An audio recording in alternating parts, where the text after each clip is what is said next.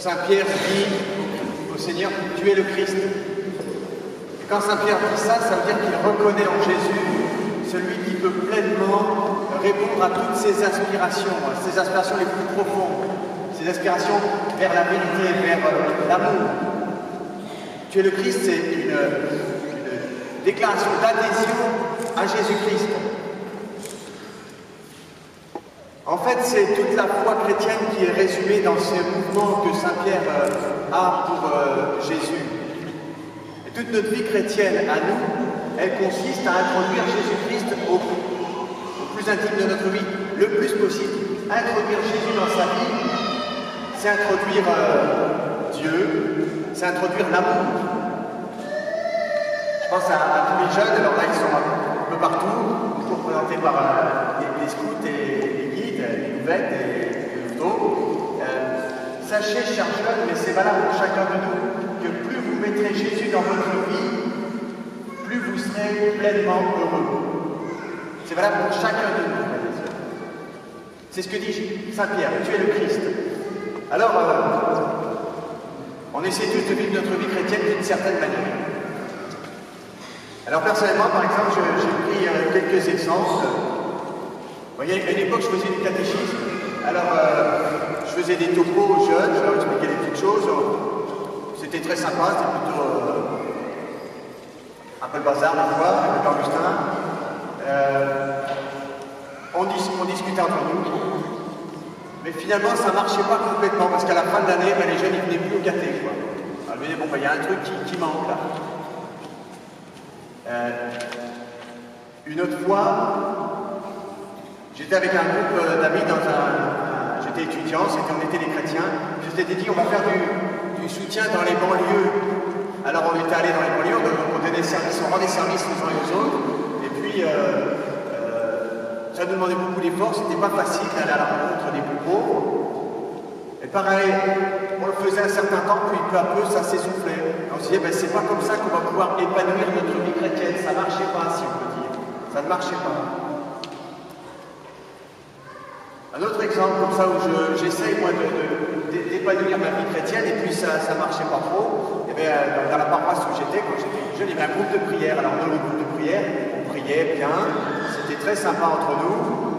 Mais peu à peu, pareil, le groupe s'effilochait, et puis ça ne marchait plus. Alors on se disait, comment ça se fait qu'on n'arrive pas à vivre notre foi chrétienne vraiment pleinement épanouie? Alors j'ai réfléchi, il y avait d'autres endroits où j'avais eu beaucoup de plaisir à vivre ma vie chrétienne. Alors l'endroit qui me vient immédiatement à l'esprit, c'était un groupe qui s'est monté pour aller aux Journées mondiales de la jeunesse en 2011. Du temps où j'étais à Vertou, avec un groupe de jeunes, très sympa. Alors on se réunissait le vendredi soir, après la semaine, et puis on allait à la messe paroissiale. Après on allait dans une salle d'aumônerie qu'un collège nous avait prêtée. Et puis on mangeait ensemble, c'était très fraternel, très sympa. Je leur faisais un petit topo sur un sujet très brillant, comme d'habitude. Après, on échangeait sur ce topo, et puis on finissait par les complis, le temps de prière, encore un petit peu. Et puis à la fin, il a fallu trouver des sous pour aller au GMJ. On s'est dit, on ne va pas avoir d'argent parce que ça coûtait assez cher. Alors on a organisé un super vide-grenier, et comme les paroissiens avaient été très très généreux, on a fait beaucoup d'argent. C'était super, pas partie gratis, mais pas loin. On a beaucoup travaillé ensemble. Et figurez-vous que juste quelques temps avant d'arriver pour partir au JMJ, il y avait deux jeunes qu'on a rencontrés dans la paroisse, qui étaient un peu paumés. On les invitait, on dit, est-ce que vous voulez venir avec nous au JMJ? Alors les jeunes ont dit, bon, d'accord. Ils ont dit, ça coûte un peu cher. Ne vous inquiétez pas, on a des sous. Alors on leur a payé les JMJ. Et ils sont venus avec nous. Donc ça, c'est un groupe qui a bien marché, qui a continué longtemps après les JMJ.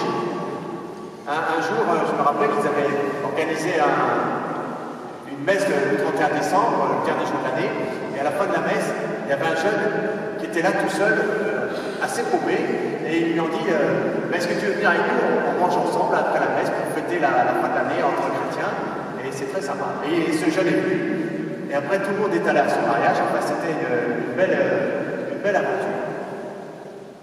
Un autre groupe qui marche très bien, à mon sens, pour vivre sa vie chrétienne, et je m'adresse particulièrement aux jeunes, parce qu'il y en a, c'est Lourdes. Si vous allez au pèlerinage diocésain à Lourdes, eh ben, c'est très sympa, on prie ensemble, il y a des topos un petit peu, on peut rendre service, quelquefois à Lourdes, on va pousser les fauteuils des malades de notre diocèse, les jeunes aiment beaucoup rendre service. Enfin, quand ils peuvent rendre service comme ça, ils se battent pour avoir le fauteuil, on se calme, chacun poussera 50 mètres, et voilà. Et puis même on les envoie à la rencontre des autres pèlerins qui sont au pèlerinage, par exemple ils ont un petit micro-trottoir et puis ils peuvent alors leur poser des questions sur leur foi. Et je ne crois pas que je peux dire que j'ai rencontré des jeunes qui sont revenus de Lourdes vraiment déçus. Plutôt beaucoup qui sont venus enchantés de ces quelques jours qu'ils avaient vécu de leur vie chrétienne. Hier, je rencontrais un paroissien qui me disait à Thésée, quand je vais à Thésée, j'y suis allé une semaine cet été, me disait-il, et bien pareil, je vis ma vie chrétienne en plénitude. Alors qu'est-ce qui fait que la vie chrétienne, elle est épanouissante dans ce groupe de jeunes que j'ai accompagné pour l'OGJ, dans ce pèlerinage de Cézanne, quand on va à Thésée, etc. Qu'est-ce qui fait quelqu'un de... Alors vous voyez que vous avez devant l'autel un trépied. Vous voyez le trépied? Tout le monde le voit pas. Alors un trépied, pour tenir debout, il faut qu'il y ait 3 pieds. Si j'enlève un pied, vous voyez, si j'enlève un pied, hop, bah comme plus vite. Donc je casse la figure, mon trépied ne tient pas debout. Vous avez compris le principe? Il faut 3 pieds pour un pied pour tenir debout. Et bien pour la foi chrétienne, pour qu'elle soit épanouissante et pour la vivre avec joie, il faut qu'elle ait 5 pieds. Voilà, c'est pour ça que j'ai pas un trépied, parce que c'est moi les expressions. Un trépied, ça va. Il faut 5 pieds pour que notre foi chrétienne puisse s'exprimer et qu'on puisse vraiment avoir la joie de mettre Jésus-Christ en nous. D'abord, il faut prier. Un groupe de chrétiens qui ne prierait pas, ben peu à peu, la foi, elle s'effilocherait, elle tomberait, elle disparaîtrait, elle mourrait. Donc, il faut qu'il y ait la prière. Alors, grâce à un visuel super étudié que va mettre Benoît en place, vous allez voir apparaître un des 5 pieds, la prière. Après, il faut que, dans notre groupe, dans nos manières d'être, il faut qu'on soit fraternel. S'il n'y a pas de lien fraternel entre nous, si on est tout seul, eh bien, pareil, on ne peut pas durer dans le temps. Il faut qu'on ait des relations les uns avec les autres, des relations d'amitié. Le mot fraternel, je vous le rappelle, je l'ai déjà dit une fois, je crois, c'est un mot qui a été inventé par les chrétiens. Avant l'an 0, il n'existait pas. C'est Jésus-Christ qui a donné à ses amis de s'appeler frère. Il n'y a que chez les chrétiens qu'on est, d'une certaine manière, frères, de cette manière-là. Alors, ce qui est rigolo, c'est que c'est sur le fronton de nos mairies. Voilà, un bon chrétien dans une mairie, là, c'est comme ça. Bon. Il faut que ça soit fraternel.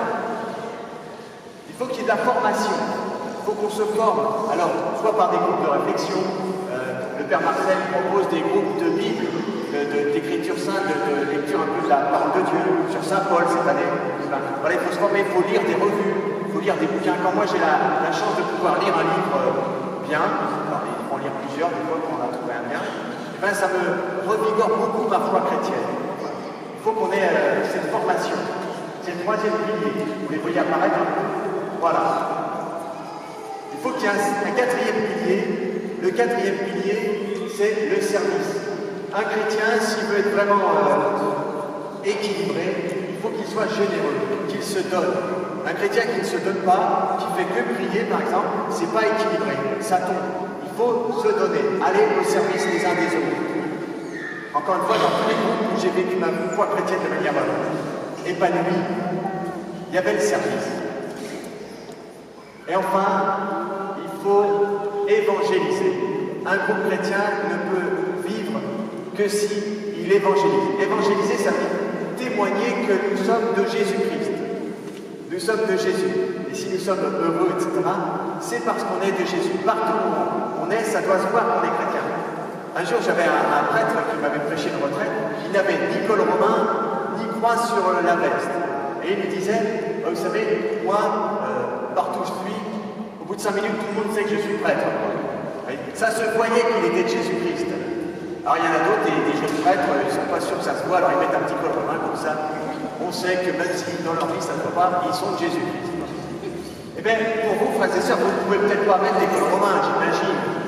Ou alors, ça devrait être quelque chose de plus original. Mais malgré tout, il faut qu'on puisse voir dans votre vie que vous êtes de Jésus-Christ. Voilà. C'est la manière, c'est évangéliser. Dire, moi, je suis habité par le Seigneur. Alors, vous voyez, ce que je vous propose cette année, c'est d'être attentif à ces 5 piliers pour que notre foi chrétienne, elle tienne debout. Alors, on va remettre le pilier dans notre petit tabouret. Il faut que notre foi chrétienne tienne debout. Vous connaissez 5 piliers. Chacun de nous, dans notre vie, on doit se poser la question. Est-ce que je me mets un peu au service dans ma vie chrétienne? Est-ce que dans ma vie chrétienne, je vis la fraternité? Est-ce que je suis attentif à dire bonjour à mon voisin, de droite, de gauche, de devant et derrière, à chaque messe, par exemple, avec ça? Ou ma voisine? Est-ce que je suis attentif à me réconcilier avec mes voisins? Est-ce que j'essaie de vivre la fraternité? Est-ce que je prie? Est-ce que je prends le temps de lever les yeux vers le ciel régulièrement? Peut-être une fois le dimanche, peut-être tous les jours, peut-être plusieurs fois par jour. Est-ce que je me forme? Est-ce que je cherche à approfondir le sens de ma foi chrétienne? Puis enfin, est-ce que je témoigne que c'est Jésus-Christ qui me donne le sourire, qui me donne la vie? Voilà, ces 5 piliers, frères et sœurs, il faut que nous les ayons chacun dans notre vie. Si nous voulons vraiment pouvoir dire comme Saint Pierre, tu es le Christ et c'est toi qui me donnes la vie. Il faut que nous les ayons dans nos groupes. Voilà, vous avez vu les bouquets de fleurs, voilà, les pancartes, les bouquets de pancartes, animateurs, leaders, accompagnateurs, familles, l'équipe d'animation paroissiale, etc. Toutes ces pancartes, dans nos groupes, il faut qu'on vive ces 5 piliers. Alors, évidemment, adapté à chaque groupe, mais il faut qu'il soit présent. Sinon, notre groupe, n'est pas vraiment viable. Et évidemment, dans notre paroisse, il faut qu'il y ait ces 5 piliers, que notre paroisse, elle soit lieu de prière, lieu de fraternité, lieu de formation, lieu de service et lieu d'évangélisation. Alors demandons au Seigneur pendant 1 minute, là, quel est le pilier qui est peut-être le plus fragile dans ma vie? Celui qui limite ma joie d'être chrétien. Et qu'est-ce que je vais pouvoir faire cette année pour le renforcer, pour qu'avoir une vie équilibrée, comme un trépied qui tienne bien debout?